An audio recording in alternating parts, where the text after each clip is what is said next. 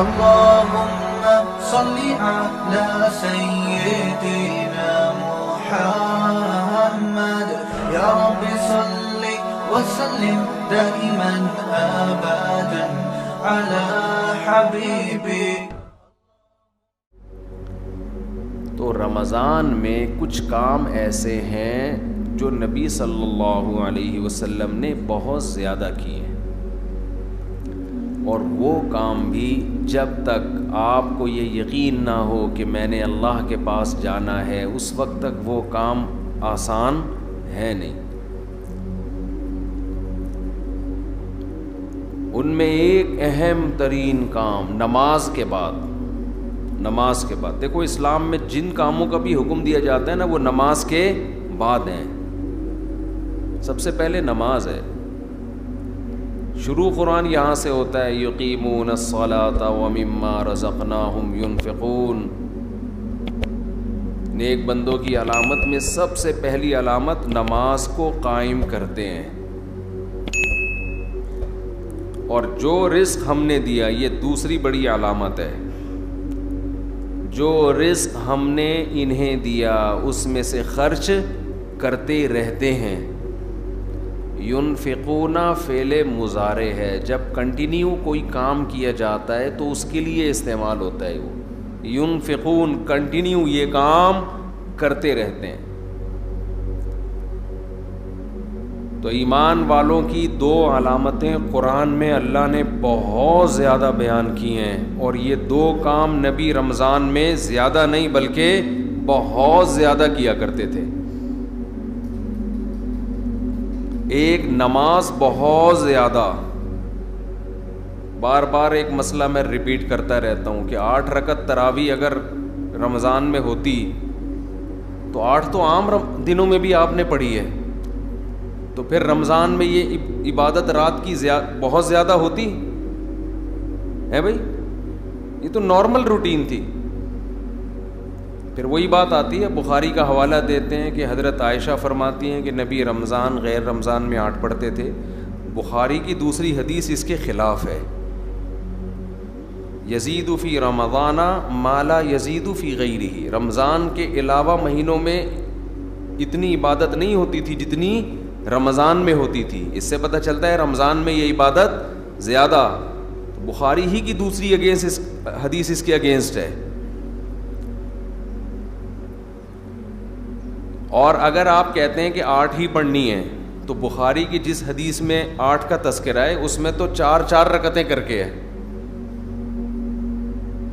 4 پڑھتے تھے، پھر کتنی پڑھتے تھے؟ 4 پڑھتے تھے. تو کچھ سمجھ میں نہیں آتا. مجتہدین کو جب چھوڑیں گے نا اپنی ریسرچ آئے گی مارکیٹ میں تو کسی ایک جگہ انسان ٹکتا نہیں ہے، پھر وہ لاتا رہتا ہے اپنی تحقیق. تو رمضان میں ایک کام عبادت، جیسے ہم تراویح پڑھتے ہیں تو عام دنوں سے کئی گنا زیادہ نماز کی تعداد ہو جاتی ہے. تو نبی نے 4 کام تو کیے لیکن 2 کو بہت زیادہ فوکس کیا ہے. ایک نماز کی بہت زیادہ کثرت.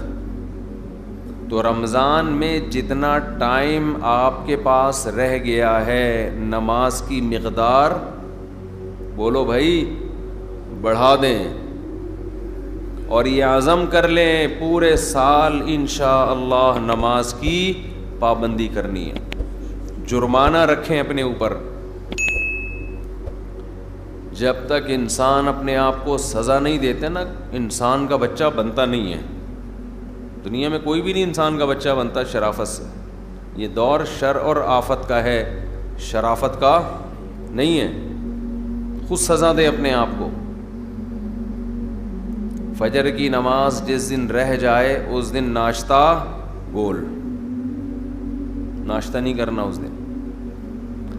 دوسرا کام جو بہت زیادہ نبی نے رمضان میں کیا ہے، حضرت عائشہ رضی اللہ تعالی عنہا فرماتی ہیں رمضان میں آپ صلی اللہ علیہ وسلم سخاوت کا دریا بن جایا کرتے تھے. قرآن بار بار ذکر کرتا ہے کہ ہمارے نیک بندے خرچ کرتے رہتے ہیں.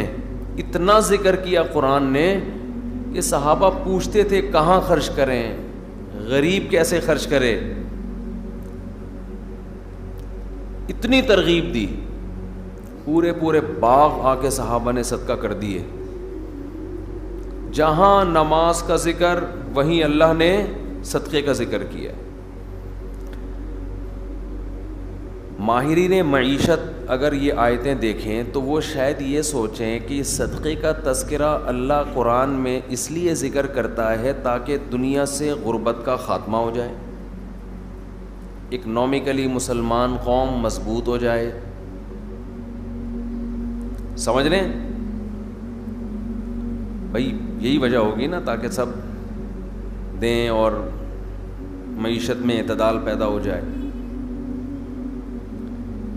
یہ وجہ دوسرے نمبر پر ہے, اصل وجہ یہ نہیں ہے. سمجھ رہے ہو کہ نہیں سمجھ رہے؟ یہ اصل وجہ بولو نہیں ہے. اصل وجہ یہ ہے کہ انسان اور بندے کا جو اللہ اور بندے کا جو تعلق ہے نا, اللہ چاہتے ہیں تم یہ ثابت کرو اپنے عمل سے کہ تمہارا مجھ پر ایمان ہے اور تمہیں یقین ہے کہ ایک دن تمہاری مجھ سے ملاقات ہونے والی ہے, اور تم دنیا کو مسافر خانہ سمجھتے ہو اور تم دنیا سے دل نہیں لگاتے ہو. اس کے لیے جب تک روکھڑا خرچ نہیں کرو گے مجھے یقین نہیں آئے گا. بہت مشکل ہے بات سمجھنا. اس کے لیے جب تک روکھڑا خرچ نہیں ہوگا, اللہ کہتے ہیں مجھے تمہارے دعووں پر یقین نہیں آئے گا. اس کی مثال دیتا ہوں میں. ایک کروڑ پتی تاجر آپ کے پاس آیا اور کہنے لگا کہ ایک پلاٹ بک رہا ہے, خرید لے, انویسٹ کر لے, پیسے نہیں ہیں ادھار لے کے ڈال دے. 1 کروڑ کا لے گا, میں تجھے قسم اٹھا کے کہتا ہوں 1 مہینے میں 30-40 لاکھ اس کی قیمت بڑھ جائے گی. پھر نہ بولنا کہ سودا ہاتھ سے نکل گیا. اس کی جگہ جب میں ہوں گا تو میں اسے مشورہ دوں گا, اگر تجھے اتنا ہی یقین ہے کہ یہ 1 مہینے میں 1 کروڑ سے 1 کروڑ 50 لاکھ کا ہو جائے گا تو اپنے پیسے لگا دے. کیا خیال ہے بھائی؟ اب وہ جواب میں این آ چوں چاں چیں چوں کرنے لگے, اس کا مطلب اس کو یقین بولو نہیں ہے. اس کو کسی نے یہ پلاٹ آپ کو پہنانے کا حکم دیا ہے, اس کا کمیشن ہے کہ یار اس کو پہنا دے, یہ سبزی والے بھی اس سے پیسے لے کے بھاگے ہوئے اور پتہ نہیں کون کون یہ خرید لے گا.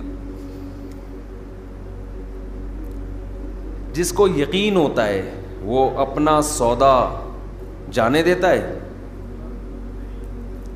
بعض لوگ کیا کرتے ہیں کہ ہم اسٹیٹ ایجنٹ کو پیسے دیں گے کہ پلاٹ خریدو اور بیچو, تو دے دیں, بہت اچھی بات ہے. لیکن عام طور پہ اسٹیٹ ایجنٹ کیا کرتے ہیں, اور بہت صحیح کرتے ہیں وہ, کیونکہ ان کی جگہ آپ ہوتے تو آپ بھی یہی کر رہے ہوتے. جہاں لگا کہ انویسٹمنٹ کم اور پروفٹ زیادہ تو وہ آپ کا نہیں بلکہ اپنا پیسہ لگائے گا اس میں, سمجھتے ہو.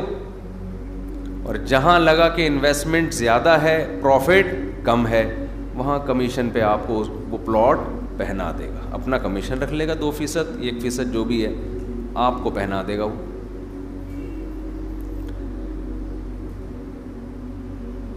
سارے نہیں ہوتے لیکن ہم اکثر ایسا ہی ہو رہا ہوتا ہے. جب آپ خود اس کی جگہ ہوتے تو یہی کر رہے ہوتے, تو پھر خود سوچ لو, پھر اس میں کون سی ایسی گھبرانے کی بات. وہ کیوں لگائے گا آپ کے پیسے؟ جہاں انسان کو یقین ہوتا ہے کہ یہ مجھے ملنے والا ہے 100% پروفٹ, وہاں کس کا پیسہ لگاتا ہے؟ اپنا. اور جہاں خطرہ ہوتا ہے وہاں کس کا لگاتا ہے؟ دوسروں سے پیسے لے کے لگاتا ہے.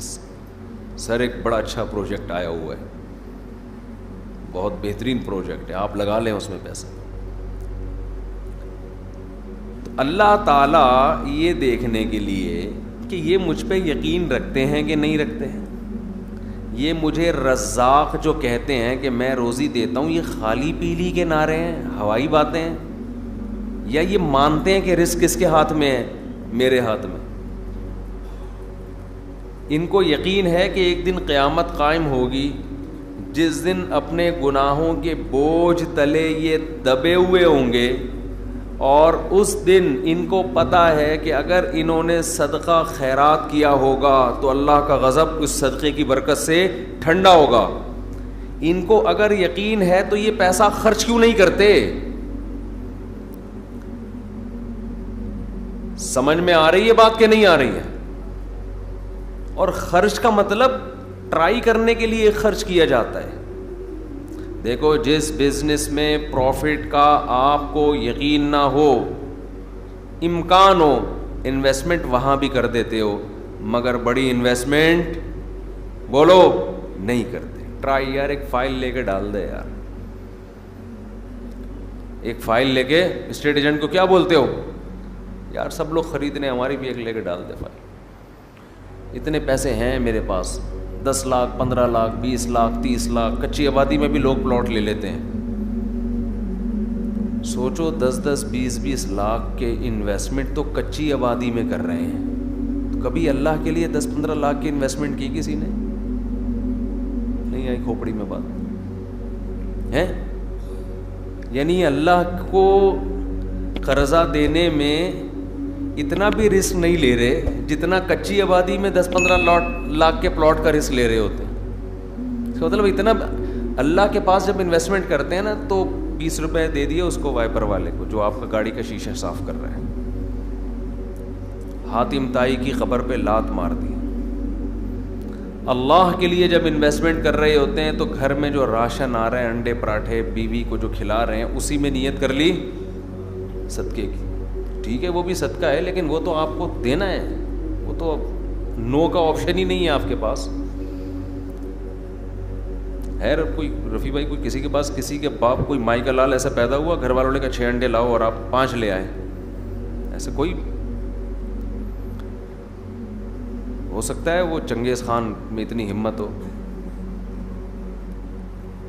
تو اللہ یہ دیکھنے کے لیے کہ مجھ پر ایمان رکھتا بھی ہے کہ نہیں رکھتا، تو اللہ ہم سے کیا مانگتے ہیں؟ پیسہ مانگتے ہیں۔ اس لیے نہیں کہ اکانومی ملک کی بحال ہو جائے، غربت کا خاتمہ ہو جائے۔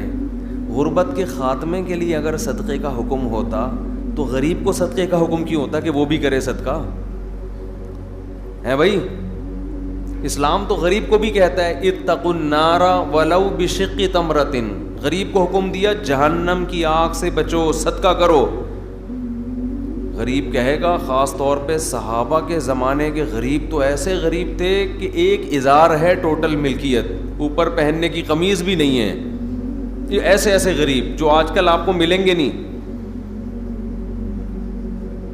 اتنے غریب صحابی کو حکم دیا جا رہا ہے کیا کرو؟ صدقہ کرو، تاکہ اللہ کے غضب سے حفاظت ہو۔ وہ پوچھیں گے کیسے صدقہ کریں؟ آپ نے فرمایا شق تمرہ، کھجور آدھی توڑو، آدھی خود کھاؤ، آدھی کسی اور کو کھلا دو، صدقہ کر دو کسی کو۔ کیا اس سے غربت اکنامکلی قوم مضبوط ہو جائے گی؟ ہے بھائی، آدھی کھجور روز کسی کو دیں گے تو کیا معیشت بحال ہو جائے گی قوم کی؟ تو خوب سمجھ لو، زکوٰۃ صدقہ خیرات کا بنیادی مقصد قوم کو معاشی لحاظ سے مضبوط کرنا نہیں ہے، یہ اس کی ایک حکمت ہے۔ نتیجہ نکلے گا کہ قوم معاشی لحاظ سے مضبوط ہوگی، غربت کا خاتمہ ہوگا، نتائج میں یہ بات داخل ہے۔ آپ کو جو حکم دیا جا رہا ہے وہ اس لیے نہیں، بلکہ وہ آپ کا خدا سے تعلق کتنا ہے، آپ اس پر ایمان رکھتے ہو، آپ اپنے آپ کو اس کا غلام سمجھتے ہو کہ نہیں سمجھتے، آپ کو اس کے وعدوں پر یقین ہے۔ من ذا الذی یقرض اللہ قرضا حسنا، اللہ کہتے ہیں کون ہے مجھے قرضے دے، قرضہ دو، قرضہ، اور میں سود لگا کے دوں گا، واپس بڑھا کے دوں گا۔ جس کو یقین ہے کہ رزاق اللہ ہے، کھلاتا وہ ہے، میں جو دے رہا ہوں یہ پیسے ضائع نہیں ہو رہے، یہ رب کو دے رہا ہوں، وہ سخاوت کا دریا بنتا ہے۔ اور جس کو یقین ہی نہیں ہے وہ ہر وقت نوٹ بیٹھ کے گنتا رہتا ہے، کمیٹیاں ڈال ڈال کے اور گھسیٹ رہے ہیں، کمیٹیاں ڈال ڈال کے پیٹ کاٹ کاٹ کے کمیٹیاں ڈالی ہوئی ہیں. عربی میں نا کنجوس کے لیے دو الگ الگ الفاظ استعمال ہوتے ہیں. There are two types of کنجوس. ایک کو بخیل کہتے ہیں اور ایک کو شحیح. شحیح شین اور حلوے والی ہا اور یا اور پھر حلوے والی ہا. روزے میں ذرا حلوے والی بات کرنے سے بھی اپنا مزہ ہے نا. تو اس کو کیا کہتے ہیں؟ شحیح. یہ کنجوس کی سپرلیٹو ڈگری ہے. کنجوس اسے کہتے ہیں جو دوسروں پہ خرچ نہ کرے. شحیح اتنا بڑا کنجوس جس کمبخت کو اپنے اوپر بھی خرچ نہیں کیا جا رہا اس سے. سمجھتے ہیں؟ یہ کنجوس کی وہ قسم ہے جو کمبخت اپنے اوپر بھی خرچ نہیں کرتا. 70 سال 80 سال عمر ہو گئی, بینکوں میں پیسے رکھے ہوئے ہیں, آڑے وقت میں کام آئے گا. تو آڑا وقت تو اب یہ آڑا نہیں تو کون سا وقت ہے یہ؟ خواتین زیور رکھا ہوا ہے, کئی تولے سونا, زکوٰۃ نکالتے ہوئے تکلیف ہوتی ہے. خوب سمجھ لیں, زیور چاہے استعمال کا ہو یا استعمال میں نہ ہو, سونا اور چاندی اس پہ بہرحال زکوٰۃ واجب ہے. خواتین کہتی ہیں کہ یہ ہم نے آڑے وقت کے لیے رکھا ہوا ہے. تو آڑا وقت تو آ گیا نا. آڑا وقت کا مطلب یہ ہوتا ہے کہ آپ پر ایسی کوئی مصیبت آ جائے کہ آپ کے پاس اپنی بنیادی ضرورت کو پورا کرنے کے لیے بھی پیسہ نہ بچے. تو ایسے آڑے وقت میں اسلام نے آپ کو اجازت دی ہے, آپ کسی سے مطالبہ کر سکتے ہیں. لیکن ہم نے دیکھا ہے کہ ایسے آڑے وقت میں بھی لوگ اپنا مال خرچ نہیں کر رہے, دوسروں سے مانگ رہے ہیں, زکاتیں مانگ رہی ہیں. بعض خواتین جن کے پاس, ایک صاحب نے مجھے کہا کہ ایک آدمی کے پاس 1 لاکھ روپے پڑے ہوئے ہیں بینک میں, بیچارے کے پاس ہے بھائی, تو اس کے ہاں کوئی ضرورت ہے, بیماری ہے, علاج کے پیسے نہیں ہیں, تو میں زکوٰۃ دے سکتا ہوں؟ میں نے کہا نہیں دے سکتے, کیونکہ 1 لاکھ روپے یہ نصاب سے کیا ہیں, زیادہ ہے. حضرت یہ تو پورے نہیں ہوں گے. میں نے کہا پھر اس سے بولو یہ خرچ کر دے. یہ کیا کرے؟ یہ خرچ کر دے, پھر آپ زکوٰۃ دے دیں اس کو, پھر 0 میٹر ہو جائے گا. تو یہاں لوگ کہتے ہیں کہ وہ پیسے اس نے آڑے وقت کے لیے رکھے ہوئے ہیں. پتہ نہیں آڑے ترچھے وقت کی ڈیفینیشن ہے کیا. آڑا تو یہی وقت ہے نا کہ بیماری آ گئی اور پیسے نہیں ہیں, تو اب یہ آڑا وقت آ گیا, تو خرچ کرو پیسے. اس کو کہتے ہیں الذی جمع مالا وعددا. اہل جہنم کی علامت مال جمع کرتے ہیں اور اس کو بیٹھ کے گنتے رہتے ہیں. یہ تو اسٹور کرنے والی بات ہو گئی. پہلے اپنا پیسہ خرچ کرو بھائی.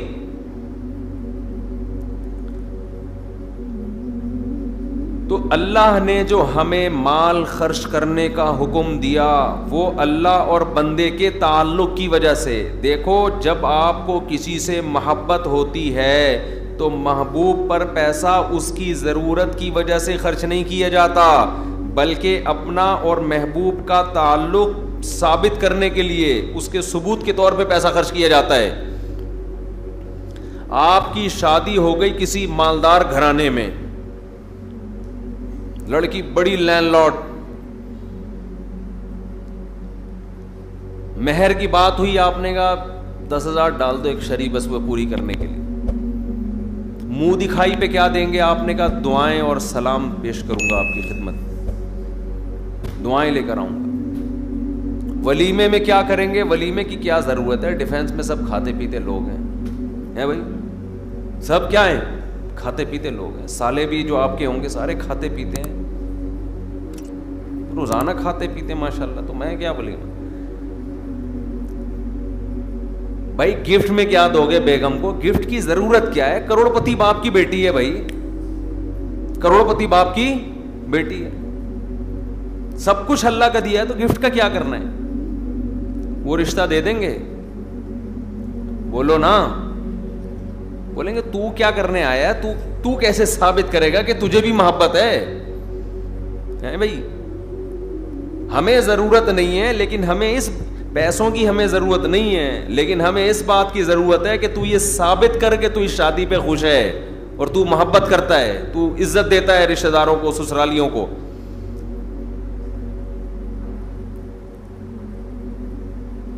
تو ملک میں غربت ختم ہو چکی ہو, کوئی غریب نہ ہو, کسی کو ضرورت نہ ہو, پھر بھی اللہ کیا کہتا ہے, آپ نے مال خرچ کرنا ہے. یہ نماز کی طرح ضروری ہے. اہل ایمان کی علامات میں سے وہ تلاش کرتے رہتے ہیں اللہ کو خوش کرنے کے لیے پیسہ نکالنا ہے, پیسہ. اب آپ ڈرے ہوئے ہوں گے مفتی صاحب اب مانگیں گے چندہ ٹائٹ والا.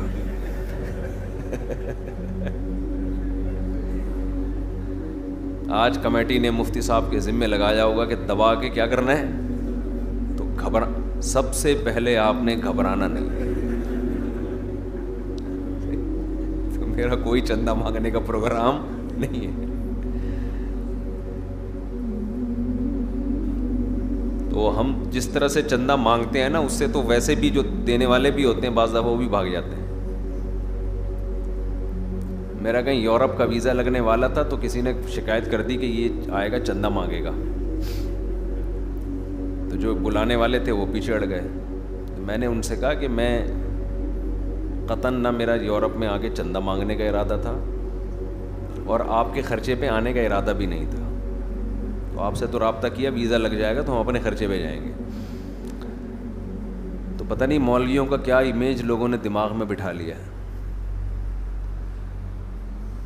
تو میرے بھائی آپ کو جو ہم ترغیب دے رہے ہیں, اور یہ آپ کو نہیں, یہ میں اپنے آپ کو بھی دے رہا ہوں. میں تو جب بیان کرتا ہوں تو سب سے زیادہ میں ڈر رہا ہوتا ہوں کہ میں کتنا اس معیار پہ پورا اترتا ہوں. اللہ مجھ سے پوچھے گا, تو ادھر تو بڑا فنٹر بنا ہوا تھا ممبر پہ بیٹھ کے, تو کیا کر رہا ہے. تو یہ مجھے خود بھی ڈر لگ رہا ہوتا ہے کہ ہم کون سا کوئی سخاوت کے دریا ہیں. مفتی طارق مسعود صاحب کے بیانات سننے کے لیے youtube.com/مفتی طارق مسعود کو سبسکرائب کریں, اور اگر آپ لائیو ویڈیو کو کبھی بھی مس نہیں کرنا چاہتے ہیں تو سبسکرائب کرنے کے بعد بیل آئیکن پہ کلک کرنا مت بھولیں. جزاک اللہ.